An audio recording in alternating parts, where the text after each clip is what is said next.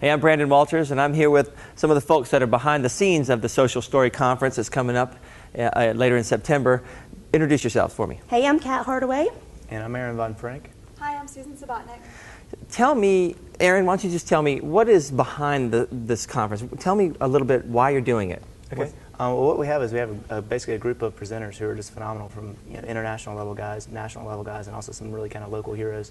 And we've got Rick Murray from Edelman, who's the biggest PR firm in the world. He's coming down to speak. You have guys like Trey Pennington and Tim TV and Olivier Blanchard and Ms. Destructo. So you have huge social media presences and big personalities that are really, really good at marketing and understanding how to communicate with people and how to effectively market. They don't really look at it as marketing. They look at what they're doing as just communicating with people and building relationships, which some people call marketing. Well, what instigated this idea? I mean, social media has been around, and there's all different kinds of things going on with that. But you had this idea. Where did that come from? Yeah. Well, actually, it was Trey Pennington's idea. I had Trey Pennington on Twitter, who's got 100,000 followers and counting. Oh, is that all? Yeah, something like that. And, give or take 10,000.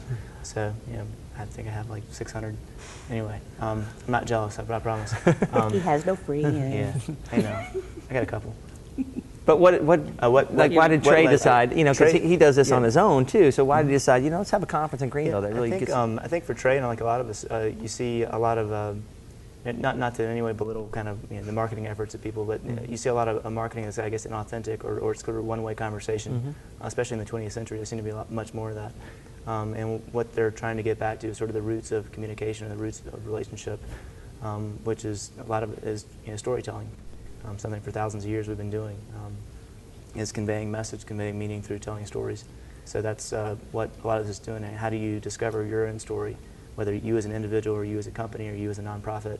Then how do you develop that story? Then how do you deliver that story through whatever platform, whatever medium? That might be social media, it might be mail, it might be just going door to door, it might just be sitting and having conversations with people.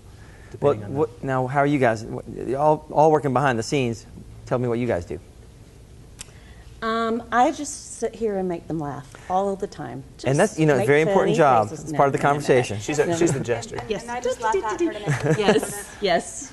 She makes some I've been selling the sponsor packages. And is it going well? Because it's a very new thing. Are people engaging and getting on board? Oh, they're excited about it? Yeah. That's great. How can you say no to this? Yeah. Are you selling you or are you selling the conference? That's the question. Both. Okay. I'm an extra added bonus, but wait, there's more. It's been everybody's jumping on board. We've got lots to look forward to with this conference. Can we talk about who some of those everybody's are too? I mean, we have some absolutely. pretty good. Absolutely. Tell me. Verizon and Amy Story and GSATC, Phil Yanoff, that whole crew, which is amazing. Brian Kelly, Russell Tripp, Warehouse Theater, where we are right now. I know I'm leaving out some people. We've got Homeland Security IT, Propel HR. Propel HR. Gosh, there's some more folks, but I'm really embarrassed. Well, that's good because they're embracing it. That's nice to hear businesses are embracing it. It's new, so they don't have anything to go by. They're just trusting, hey, this is going to be cool and different and important for businesses here, so they want to support it. That says a lot right there. Well, I think one of the things that's interesting too is for us and for Kat, it's not a matter of going out and selling something to somebody and saying we don't care. We just want to sell you something. We don't care whether it's good for you or not. Our whole approach and authentically is basically, we don't even talk to you unless we think this is something that could be really good for you. That's how the conversation starts. Yeah. And we want to basically help people tell their stories, help these companies or these nonprofits tell their stories. That's why we're going out to them. And through the sponsorships, we're able to do that. And we're not just, it's not much more than just putting an ad on a website or putting a banner on a stage. We're trying to do a lot of experiential marketing where people can come in and interact with the brand, interact with the company, interact with the people, and get really a full sense of who they are and what they are and why they should care. And do what you're trying to teach. Absolutely. Yeah, with them, and they get to be kind of the forefront of it. That's nice. How about you? We work behind the scenes. We, being Aaron and I, work behind the scenes to do a lot of logistical planning, as well as the marketing and the public relations. So you're handling the event side of it. Basically, you're doing the important part, the details. The organization, well, I don't know about that. It doesn't work without the details. Trust me. You can have a great event, but if there's no event, it's not very fun. You got all the sponsors; they're not going to be happy. So more important right there.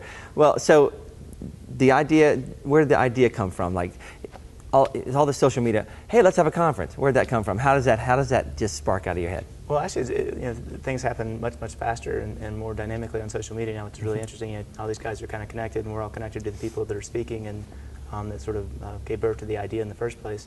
So a lot of it's just conversation. We know each other. Well, we don't like the way something's being done, or we think we could teach somebody or have a conversation that would be really important for people.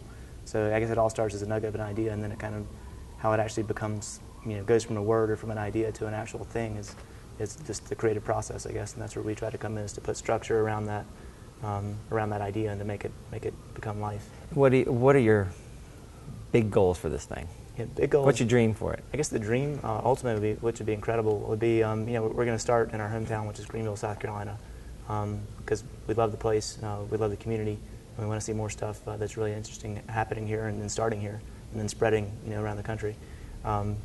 So I guess ultimately the goal would be to, local and then regional kind of concentric circles spreading out, going across the country, and who knows from there. But basically the aim of it would be maybe even big picture to shift the focus of marketing on a big scale, on a national scale, to see where companies are no longer so focused on push marketing, but basically pulling people in with their stories and with building authentic relationships rather than kind of a one-way conversation or a very, very shallow relationship.